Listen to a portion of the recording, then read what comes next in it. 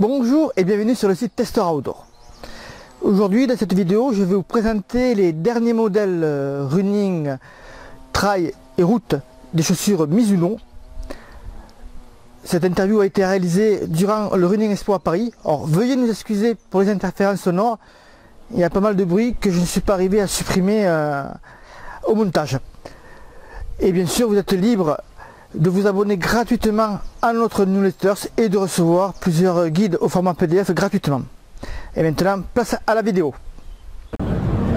Bonjour et bienvenue sur Tester Outdoor. Aujourd'hui, je suis sur le stand Mizuno avec Aurélien, responsable chez Mizuno, qui va nous présenter les dernières tendances de chaussures running, route et trail de chez Mizuno. Bonjour Aurélien. Bonjour. Alors allons-y, par quoi commençons-nous? Quel modèle On va commencer par le trail. On va commencer par le trail, allez, commençons par le trail. Alors, le trail, la nouveauté de la saison, c'est la Wave Kazan. D'accord. Voilà, aujourd'hui, donc, on est sur un produit à 120 €, qui est un produit trail moyenne distance. Donc moyenne distance, c'est-à-dire jusqu'à 40-50 km ou un peu moins encore? Jusqu'à, on va dire, jusqu'à 40, entre 40 et 50 km. D'accord. Voilà. Donc, produit trail moyenne distance qui reprend la technologie Mizuno, qui est la technologie Wave, qui est la base de la technologie Mizuno en course à pied. Ouais. Donc, sauf qu'on a un Wave qui va être adapté au trail. On a un Wave qu'on appelle concave. C'est-à-dire que c'est une plaque qui va à la fois travailler sur l'amorti et sur la stabilité, particulièrement adaptée au terrain instable qu'on va retrouver en trail et en course nature. Cette partie de Wave, elle est sur toute la chaussure ou uniquement sur médio-pied. C'est un Wave médio-pied, donc c'est un Wave encapsulé. Ici on voit qu'on n'a pas le fer à cheval qu'on peut retrouver sur les produits rouges, pour évidemment éviter le caillou ou la terre qui vient s'accumuler. Donc c'est un Wave encapsulé qui va s'arrêter au médio-pied. Ensuite on a une technologie qu'on appelle le X statique. C'est cette formation en X de la plaque qui va permettre vraiment une torsion de la chaussure en gardant une stabilité au niveau du médio-pied avec ces deux pavés qu'on retrouve ici, qui ont pour particularité de toujours rester en contact avec le sol.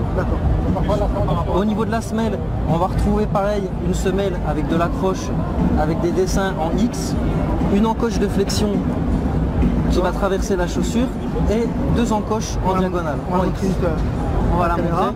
Donc l'encoche de flexion qui va traverser la chaussure et deux encoches en diagonale, donc toujours dans cet esprit flexibilité, souplesse de la chaussure en gardant une vraie stabilité pour éviter tout risque de blessure et pour toujours avoir une accroche au sol qui soit optimale. D'accord. Cette chaussure, donc c'est le modèle de base, on va dire. C'est pas le modèle de base, c'est le modèle intermédiaire. Le modèle intermédiaire, en poids, à combien est cette chaussure? On est en poids à 260 grammes. D'accord. Voilà, donc on est sur je vous l'ai dit, une chaussure intermédiaire pour du trail moyenne distance, voilà, avec un drop de 12 au niveau de la semelle.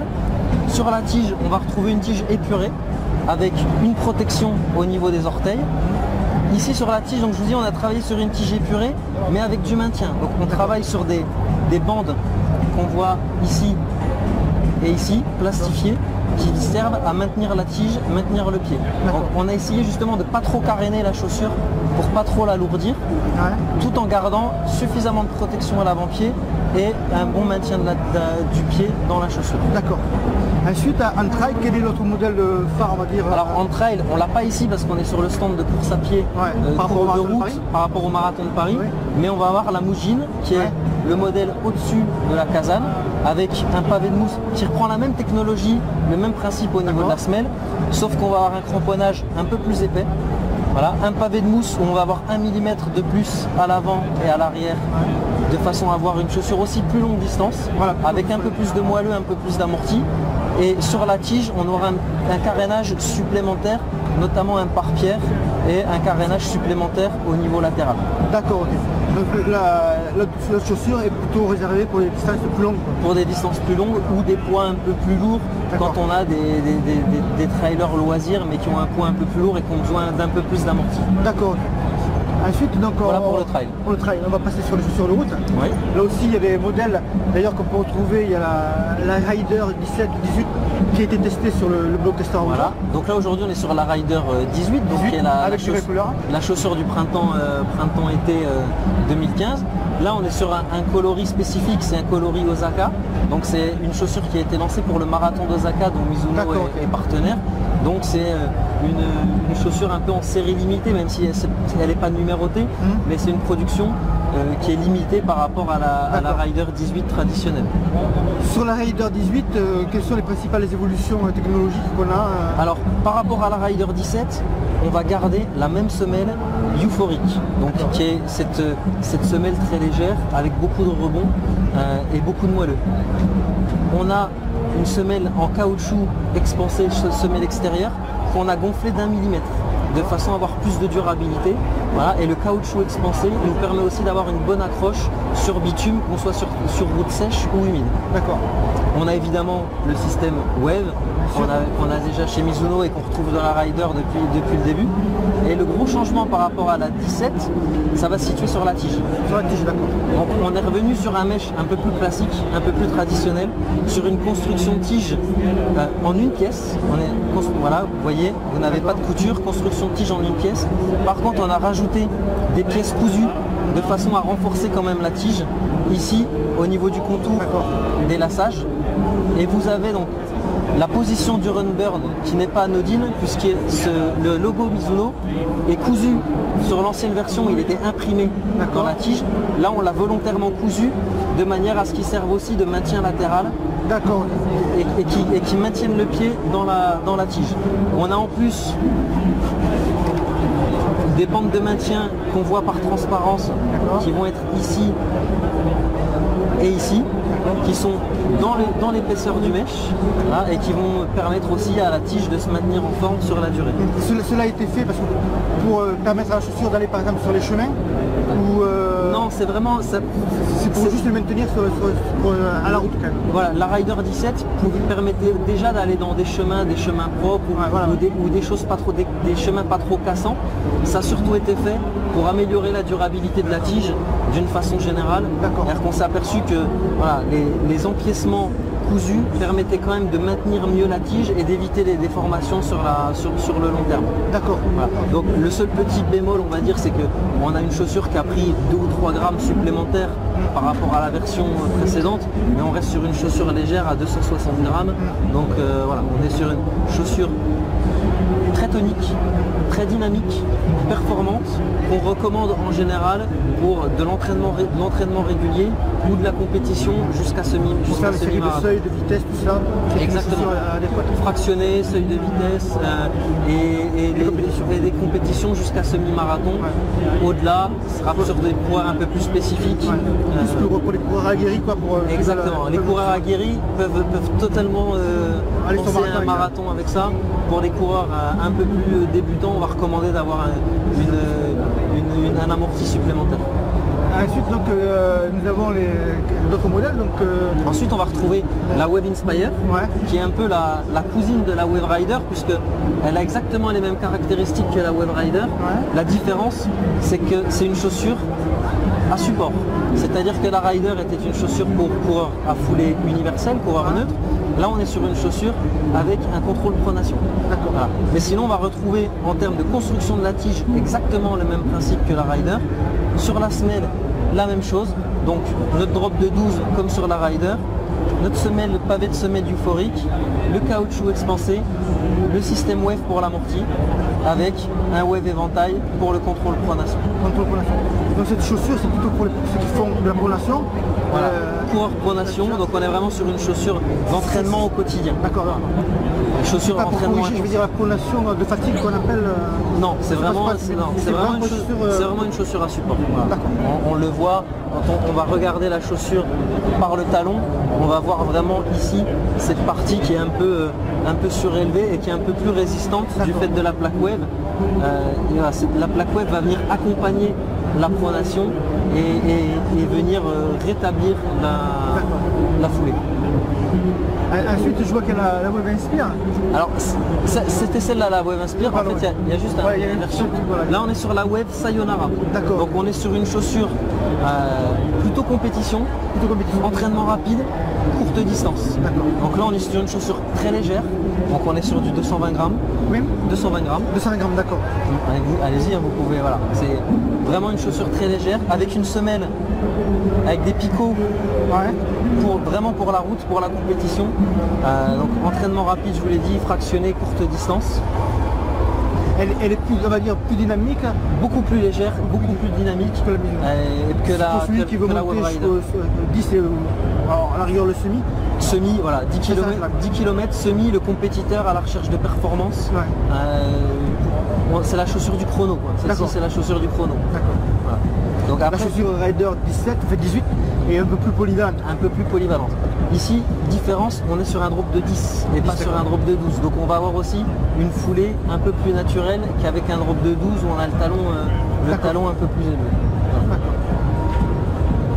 Ok. Et c'est parfait, je pense qu'on a fait le tour des chaussures Mizuno.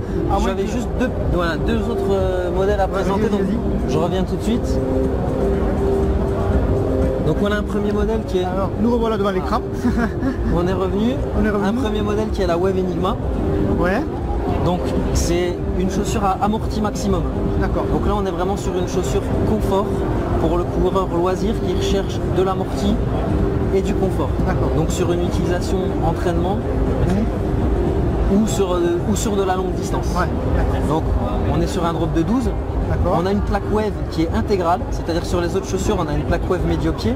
Ici, se prolonge jusqu'au bout. Ici vous retrouverez la wave jusqu'au bout des orteils. D'accord. Donc ce qui nous permet d'avoir de l'amorti et de la stabilité sur l'ensemble de la semelle. On a ici toujours notre semelle euphorique, sauf qu'en plus de la semelle euphorique, on a rajouté un gros pavé d'une technologie qui s'appelle SR Touch, qui va venir renforcer encore plus l'amorti et apporter un peu plus de moelleux à la chaussure. Voilà. On est toujours sur une tige très épurée, voilà, très sobre, avec une chaussure qui garde, malgré l'amorti maximum, qui garde sa légèreté. À combiner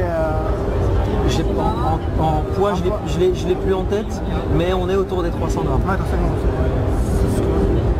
On reste sur une chaussure très souple, très légère, voilà, avec les encoches de flexion, mais cette fois-ci voilà, pour coureurs lourds ou des coureurs qui font de la longue distance et qui sont en recherche d'amorti. voilà, pour faire des sorties en endurance, tranquillou. Exactement, la sortie longue du dimanche, Voilà, comme on dit, voilà. c'est celle-là. D'accord.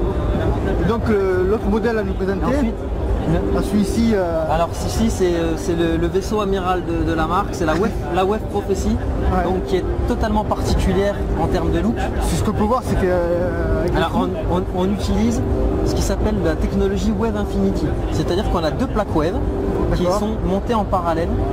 Le but étant d'évider la chaussure de sa mousse et de se dire qu'on va travailler sur un amorti mécanique, c'est-à-dire que c'est les deux plaques qui sont en parallèle et qui vont se rapprocher et se distendre au moment de l'impact au sol. Donc ça apporte à la fois de l'amorti, un retour d'énergie, donc du rebond, et le fait de travailler sans mousse, on a aussi plus de durabilité, puisque la mousse à chaque impact va justement se contracter et au bout d'un moment elle se tasse et elle perd de son pouvoir amortissant. Là on est sur des plaques qui vont durer beaucoup plus longtemps. D'accord. Voilà, donc c'est la principale différenciation avec cette chaussure. Après on va retrouver effectivement des encoches de flexion, donc on est sur une Comme chaussure sur l'autre modèle. voilà, très flexible, très tonique, tout poids, avec vraiment une sensation de course qui est différente. C'est-à-dire que là en explication c'est très technique. La meilleure chose c'est de l'essayer pour vraiment ressentir le retour d'énergie qu'on peut avoir au niveau du contact au sol et de la propulsion. C'est vraiment une chaussure qui est très très agréable. On peut tout faire avec, de la courte distance, de la longue distance. À ça, seul bémol, c'est une chaussure exclusivement route. Voilà. Là on est sur une chaussure qui est faite pour le bitume. C'est une chaussure urbaine. Ouais, d'accord. Voilà. Donc ça c'est le modèle phare de chez Mizuno. C'est le modèle phare, là on est à 200 €, on est sur le très haut de gamme de chez Mizuno. Voilà, chaussure urbaine, très confortable. Une fois qu'on l'a essayé, je ne vais pas vous cacher que les 4-5 premières minutes sont un peu étranges parce que c'est une sensation de course qu'on ne connaît pas avec une chaussure traditionnelle. Mais une fois qu'on l'a essayé, on apprécie vraiment la sensation qu'on peut avoir. Et ouais, c'est une chaussure qui, sur longue distance, sur bitume, est très agréable. D'accord. Mais c'est parfait. Je pense que les auditeurs et lecteurs de Testeurs Outdoor sont ravis de tout savoir sur les chaussures Mizuno. Aurélien, Merci à vous. Et à une prochaine alors. Et bonne expo. Merci. À bientôt. Voilà, j'espère que cette vidéo vous a plu. Si vous avez des questions sur les chaussures Mizuno, vous pouvez les poser en dessous de cette vidéo dans les commentaires de l'article.